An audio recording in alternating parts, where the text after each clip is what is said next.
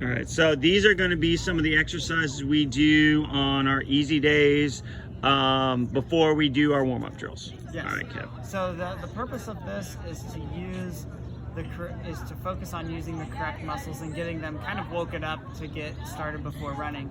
So the first thing we're going to do is a bridge. With the bridge, you want to start out with your feet about shoulder hip width apart. You're going to put your hands at your sides. You're going to press your hands to the floor. Okay, just push straight down. Tighten your buttocks and then come up a little bit. Just enough for a larger book to fit underneath here. So we're not trying to do a backward bend like this. It's just a really small motion like this, focusing on the glutes.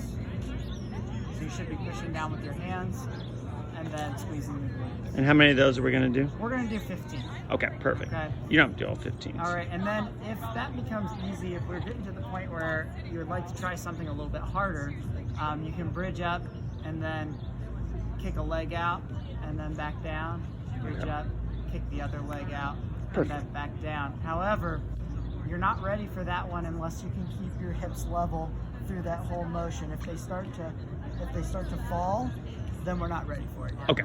Okay. The next part is about pelvic and lumbar control. So a lot of problem with runners is the arched low back, which I've mentioned several times. So, and part of it is that we don't know how to control that area very well. So that's what we're going to do with this exercise. It's called a pelvic tilt. So if you notice when you lay down with your knees bent, you have an arch in your low back. What you're going to try to do is flatten your back down like this so that your low back touches the floor and then come back to where you started. That usually works for most people. If you're having trouble figuring that out, you can also imagine if there were a rod in the middle of your pelvis that you were rotating backward around. So, Okay, what's the motion again? So it's coming from here. I'll kind of put you should have your arms at your sides, but just so you can see it. Okay. I'll put my arms up. You're going to rotate back, Okay. flatten the back, and then come back to where you started. Okay, got it. So we're just learning how to do that. Now, once you have that down, we're going to try that 10 times just to get things loosened up. Yes, I opened the bathroom.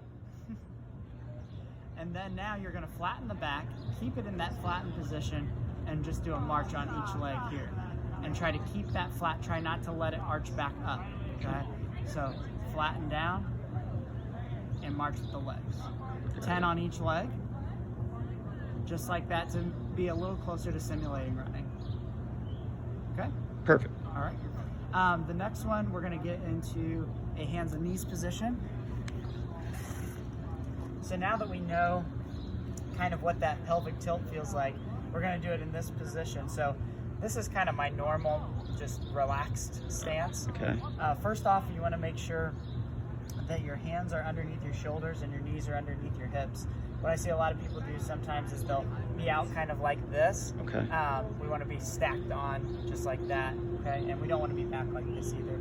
So you're going to tighten up your belly to flatten out your low back so it looks something like this. So this is me relaxed, this is me flattening out, okay? Now that I'm in this position, I'm going to do an extension with my leg and come back, extension, and come back. So it is an extension, it's not a donkey kick like this.